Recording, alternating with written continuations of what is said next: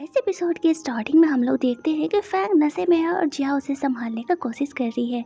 जब वो उसे नहीं संभलता है तो वो उसे डांट देती है। फैंग झूठ मूठ कर रोने लगता है और कहता है, तुमने मुझे डांटा, तुम मुझसे नफरत करती हो। जियाओ कहती है, अरे नहीं पापा, मैं तुमसे नफरत नहीं करती। फैंग उससे पूछता है कि इसका मतलब तुम मुझे पसंद करती हो। जियाओ कहती है, पसंद करना क्या होता है ये तो मुझे नहीं पता, मैंने कभी इस बारे में नहीं सोचा, लेकिन हाँ, मुझे तुम्हारे बिना कुछ भी अच्छा नहीं लगता। तुम्हें हर्ट होता है तो मुझे भी हर्ट होता है। फैंग वहाँ पर जिद करने लगता है कि मुझे बेड टाइम स्टोरी सुनना है। जियाओ काफ़ी ज़्यादा टायर्ड हो चुकी थी उसे संभालते संभालते। वो फिर से जियाओ और फैंग की ही कहानी सुनाने लगती है कि किस तरीके से फैंग जियाओ को भूल जाता है और फिर जियाओ लास्ट में उसे छोड़ करके चली जाती है। फैंग नशे में ये कहता है कि क्या जियाओ फैंग को बिना छोड़े नहीं जा सकती, मतलब जा नहीं सकती, रुक सकती है ना वो, क्योंकि हो सकता है कि फैंग जानबूझ करके एक्टिंग कर रहा हो। जियाओ इतने नींद में थी कि उससे तो कुछ सुनाई ही नहीं दे रहा था। जैसे ही नींद में उसका सिर नीचे होने वाला था ना, फैंग उसे संभाल लेता है। वो बैठ जाता है, उसका सर अपने शोल्डर पर रख लेता है। और हम व्यूअर्स क्या देखते हैं ना कि एक्चुअल में फैंग सिर्फ एक्टिंग कर रहा है, वो कुछ भी नहीं भूला है। वो नहीं चाहता था ना कि जिया उसे छोड़ कर के जाए, इसीलिए वो ये सब कुछ एक्टिंग कर रहा है कि शायद इस वजह से जिया उसके साथ रह जाए। इसके बाद वो उसे हक बक करके सो जाता है। अगली मॉर्निंग जब जिया जगती है तो देखती है कि फैंग उसे हक करके सो रहा है। वो बस उसे प्यार से देखते रह जाती है, बट फिर उसे हो जाता है क्या फ़ायदा, फैंग को तो कुछ याद ही नहीं है। इधर हम लोग देखते हैं कि ली की मॉम को चैन नहीं है। वो डिटेक्टिव लगा करके फैंग की मेडिकल हिस्ट्री निकलवा ही लेती है और उसे पता चलता है कि वो किसी साइकोलॉजिस्ट से मिलता था। वो और उसका भाई दोनों मिलकर प्लान कर रहे होते हैं कि अगर वो मेंटली इल होगा तब तक वो इस कंपनी का सीईओ नहीं हो सकता। बस पता लगाना है कि बीमारी कौन सी है। और इधर जियाओ काफ़ी टायर्ड होने के बाद भी जाती है जियांग से मिलने के लिए। वो इतना ज़्यादा टायर्ड थी तो जियांग से पूछता है, तुम रात भर जगी हो क्या? जियाओ कहती है कि हाँ। वो ना फैंग को मेमोरी रिकॉल कराने का कोशिश कर रही थी, बट कुछ फ़ायदा नहीं हो रहा है। जियांग उसे कहता है कि मैं अपना मैजिक यूज़ करूं, लेकिन जिया उसे मना करती है और कहती है कि नहीं, उसके साइड इफ़ेक्ट फैंग के बॉडी पे रह जाएंगे और मैं नहीं चाहती कि ऐसा उसके साथ हो। बस एक लास्ट मुझे मौका दे दो, मैं कैसे न कैसे करके उसकी मेमोरी वापस ला ही दूंगी। वहाँ पर जियांग मान जाता है, लेकिन मान तो जाता है बट जियाओ के जाते ही वो अपना मैजिक चलाता है और टेलीपोर्ट होकर के फैंग के घर पहुँच जाता है। जियाओ का जादू भले ही ना चलता हो फैंग पे, लेकिन जियांग का तो चलता था ना, तो फैंग पे स्टैचू हो जाता है। इसके बाद जियांग अपने मैजिक से फैंग को उसकी मेमोरी याद दिलाने लगता है। तभी वहाँ पर जियाओ आ जाती है और वह जियांग को ऐसा करते हुए देख लेती है। वो उसे रोकती है और कहती है, मैंने कहा था ना, मुझे एक लास्ट मौका चाहिए, अगर इस बार नहीं हुआ तो फिर तुम्हें जो करना होगा तुम कर लेना। जियांग मान जाता है और वहाँ से चले जाता है। उसके जाते ही सब कुछ बैक टू नॉर्मल होता है। जियाओ भी नॉर्मल थी। फैंग को वो कहती है कि चलो ब्रेकफास्ट करने के लिए चलते हैं। फैंग भी कहता है हाँ ठीक है, ब्रेकफास्ट करके ऑफिस चलेंगे। लेकिन जैसे ही वो आगे बढ़ता है ना, उसे चक्कर आने लगता है। उसका बॉडी वीक हो चुका था इतने से ही मैजिक से। जिया उसे कहती है कि छोड़ो, अभी ऑफिस नहीं जाएंगे, चलो मैं तुम्हें कहीं और लेकर के चलती हूँ। और वो उसे जिम एरिया में लेकर के जाती है, मतलब स्विमिंग कराने के लिए, जहाँ पर वो लोग मतलब जहाँ पर जिया डूब रही थी तो फैंग ने उसे बचाया था। हालांकि फैंग को ये याद था, बट जिया को तो पता नहीं था ना। वो उसे कहती है जाओ चेंज करके आओ। दोनों चेंज करके आते हैं। जिया कहती है कि मैं तुम्हें स्विमिंग करके दिखाती हूँ, ठीक है, शायद तुम्हें इसे देख करके कुछ याद आ जाए। लेकिन फैंग को तो एक्चुअल में याद था कि जिया को स्विमिंग करने आता नहीं है। वो उसे रोक रहा होता है तो जिया कहती है, तुम्हें कैसे पता कि मुझे स्विमिंग नहीं आता? फैंग कहता है, मैं ये नहीं कह रहा कि तुम तैर नहीं सकती, लेकिन यहाँ पानी थोड़ा ज़्यादा है। जिया मानती नहीं है और वो स्विमिंग पूल में कूद जाती है। वो डूबने लगती है। फैंग जल्दी जल्दी जाकर के उसे बचाता है। जिया बेहोश हो चुकी थी। वो उसे सीपीआर देकर के होश में लाने का कोशिश करता है। थोड़ी देर बाद उसे होश आता है। फैंग उसे हक कर लेता है। जियाओ से पूछती है, तुम्हें कुछ याद आया? फैंग चुप था। जियाओ कहती है, काश कि तुम्हें सारी चीज़ें याद आ जाती।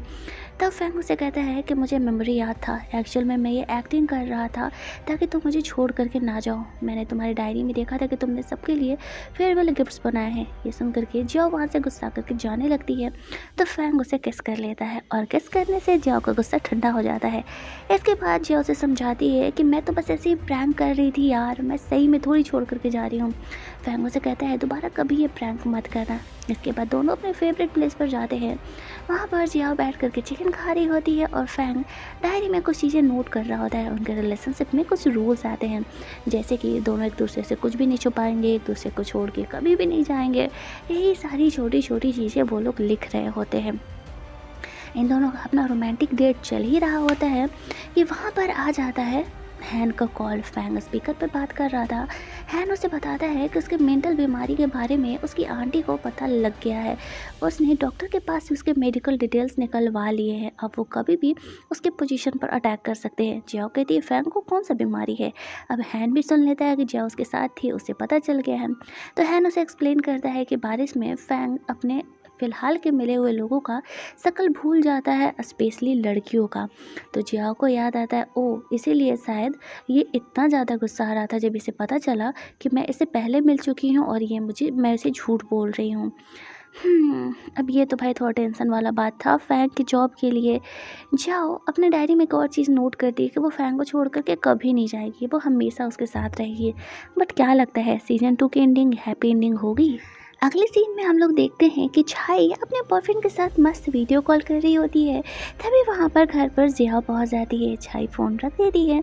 जिया काफ़ी हैप्पी थी तो उसे देखते ही छाई समझ जाती है कि फैंग को उसकी मेमोरी याद आ गई है। वो जिया से पूछती है कि फैंग को उसका मेमोरी याद आ गया ना। जिया पूछती है आपको कैसे पता चला। छाई कहती है तुम्हारे फेस की खुशी ही बता रही है। आप अच्छा है ना उसे याद आ गया, तो अब अपने रिलेशन को थोड़ा सा नेक्स्ट लेवल पे ले जाओ। तुम लोग का हो गया बहुत लवी डबी वाला रोमांस, अब थोड़ा सा उसे सेक्सी भी बनाओ। यहाँ से सीन शिफ्ट होता है। अगली मॉर्निंग जिया जा रही है डॉक्टर लैंग से मिलने के लिए। वहाँ पर वो उसे सारी बात बताता है और कहता है कि फैंग और उसके डैड के बीच में चीज़ें अच्छी नहीं चल रही ना, इस वजह से उसे ये प्रॉब्लम हुआ था। उसके डैड ने उसे काफ़ी लॉन्ग टाइम से ढंग से बात नहीं की है। अगर फैंग की प्रॉब्लम सॉल्व करना है, उसे ठीक करना है, तो उसके डैड के बीच में जो भी मिसअंडरस्टैंडिंग है उसे क्लियर करना होगा। तो जाओ उसी समय निकल के जाने लगती है फैंग के डैड से बात करने के लिए। और एज यूजुअल हमें पता है कि आगे क्या होने वाला है।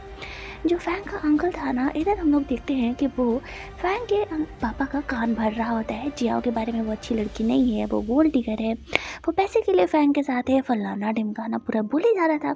तभी वहाँ पर घर पर जियाओ पहुँच जाती है और वो बेल बजाती है। तो फैंग का अंकल जाता है देखने के लिए। वो देखता है कि जियाओ है, वो उसे वहाँ से भेज देता है। भेजने के बाद उसे समझ में आता है कि अभी लोहा गर्म था, थोड़ा मार देना चाहिए था। अगर जियाओ अभी अंदर जाती तो उसके डैड तो और ज़्यादा भड़क जाते। और हमारी जियाओ भी इतनी ज़्यादा ज़िद्दी थी ना कि तुरंत जाने वाली थी नहीं, वो बाहर ही वेट कर रही होती है। थोड़ी देर बाद फैंग के अंकल और फैंग के डैड दोनों साथ में निकलते हैं। जियाओ फैंग के डैड से बात करने का कोशिश करती है लेकिन वो उस पर ध्यान ही नहीं देते और अपने कार से निकल जाते हैं। जिया सोचती है अब इसे दूसरे तरीके से हैंडल करना पड़ेगा।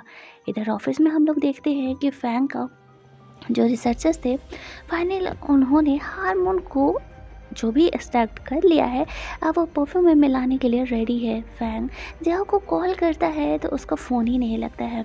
इधर हम लोग देखते हैं कि फैंग का अंकल और फैंग के डैड दोनों एक जगह दूसरे होटल में थे। वहाँ पर जिया वेट्रेस बन करके जाती है। जब ये देखते हैं फैंग के डैड ना, तो वो समझ जाते हैं कि ये काफ़ी ज़िद्दी है। फैंग के अंकल फैंग के डैड से बात नहीं करने दे रहे थे। जिया कह रही है कि देखिए मुझे बस आपका 5 मिनट चाहिए, आप जानना नहीं चाहते हो कि फैंग के लाइफ में अभी क्या चल रहा है। आपका बात के से काफ़ी देर हो गया ना, उसकी खुशी ना खुशी। ये सुन करके फैंग के डैड उससे बात करने के लिए रेडी हो जाते हैं। अगले सीन में जिया फैंग को मैसेज करके एक हॉल में बुलाती है, पिक्चर हॉल में पिक्चर देखने के लिए। वहाँ पर फैंग पहुँचता है तो जिया कहती है एक काम करो, तुम अंदर जाकर के थिएटर में बैठो, मैं आती हूँ पॉपकॉर्न लेकर के। फैंग अंदर जाता है, पूरा थिएटर खाली था। वो अपने सीट पर बैठता है। वहाँ पर उसकी मॉम की वीडियोस प्ले हो जाती हैं। जब उसकी मॉम फैंग को लेकर के प्रेग्नेंट थी, फिर उसके डैड कितने खुश थे, ये सारे वीडियोस प्ले हो रहे थे। और ये सारे क्यूट क्यूट वीडियोस देख करके फैंग इमोशनल होने लगता है और इमोशनल होकर के रोने लगता है। फैंग ने ये वीडियोस कभी भी नहीं देखे थे। वीडियो ख़त्म होने के बाद वहाँ पर जियाओ आती है। फैंग जियाओ को थैंक्स बोलता है। वो उसे कहता है कि तुमने बहुत अच्छा किया ये वीडियोस मुझे दिखा करके। लेकिन जियाओ कहती है कि अगर तुम्हें थैंक्स बोलना है तो अपने डैड को बोलो, क्योंकि ये वीडियोस मुझे तुम्हारे डैड से ही मिले हैं। ये सारे वीडियोस उन्होंने अब तक संभाल करके रखे थे। फैंग को इस बात पे ट्रस्ट नहीं हो रहा था। तभी वहाँ पर आ जाते हैं फैंग के डैड भी। वो उन्हें देख करके वहाँ से गुस्सा करके जाने लगता है। फैंग के डैड कहते हैं तुम्हें इतनी बड़ी प्रॉब्लम थी, तुमने मुझे बताया क्यों नहीं। फैंग कहता क्या ही फ़ायदा, आपको अपने बिजनेस से फुर्सत होगा तब ना। अगर आपको इतना ही प्यार होता ना तो शायद मेरी मॉम आज नहीं मरती। वो ये बोल के वहाँ से जाने लगता है। फैंग के डैड उससे कहते हैं तुम जानना नहीं चाहोगे कि अगर तुम्हारी मॉम के साथ क्या हुआ था। और इसी नोट पर हमारा ये वाला पार्ट कंप्लीट होता है। आगे इस ड्रामा के केवल 4 और पार्ट बाकी हैं। तब तक के लिए कीप वॉचिंग, बाय बाय।